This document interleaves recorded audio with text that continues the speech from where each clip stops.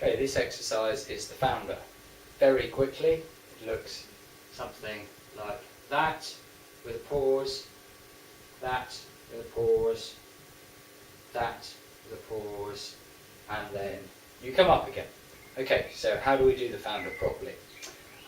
What you're going to do is you're going to bend your knees slightly, no more than this, and then you're going to allow your hips to move backwards, inclining your upper body, but keeping it as straight as possible.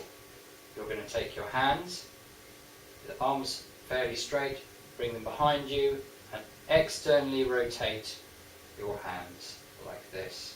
This should create tension in the upper back, behind the shoulder blades, and in the low back here.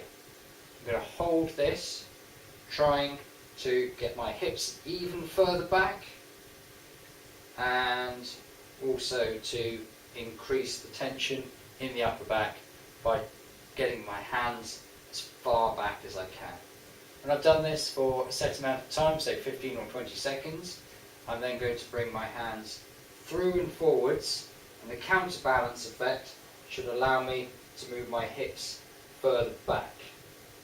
I want to do that without altering my upper body in any way. It might be that you can't get your hands quite as high as this. It could be that you could get them a little higher if you really make the effort, like that.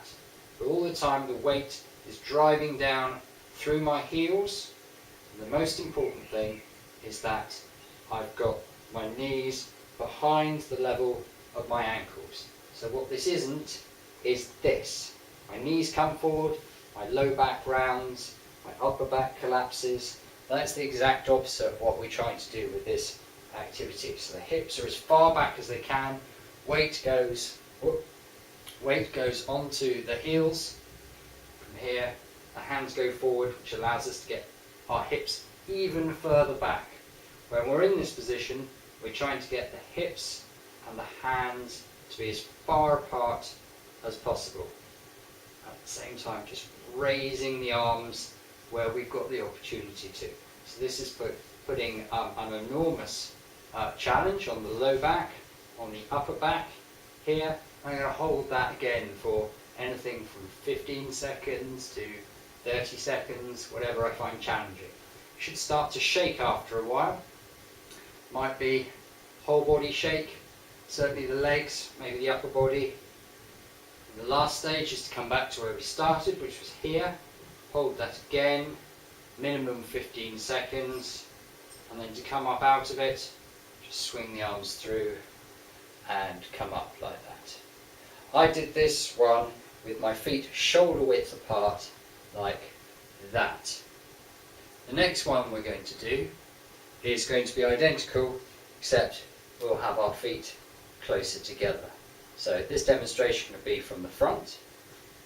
Hips are going to go back, hands are going to go back, chest high.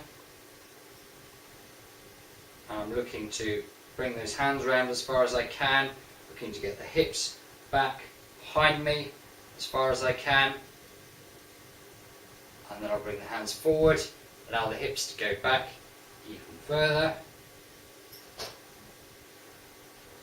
Behind me again. You'll hold for slightly longer than I'm doing here. And come up again. The last one we're going to do with feet wider apart. Considerably wider than shoulder width apart. Otherwise it's pretty similar.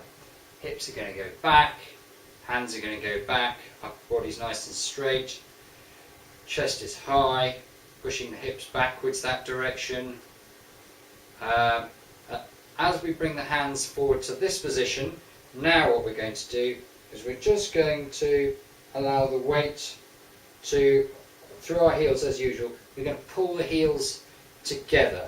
So I'm just going up onto the inside edge of my feet a bit to really encourage the ability for me to pull my heels together, as if I was going to sort of rock a carpet up.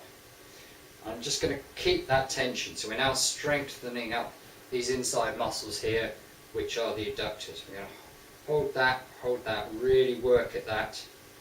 Perhaps curl the toes over a bit. You can do that in any of the exercises. It's good for the toe strength. Hands going back, and finally, when you're really pretty shaky, you can come up out of that. And that is the founder exercise. It's one I like to do a lot because it's very good.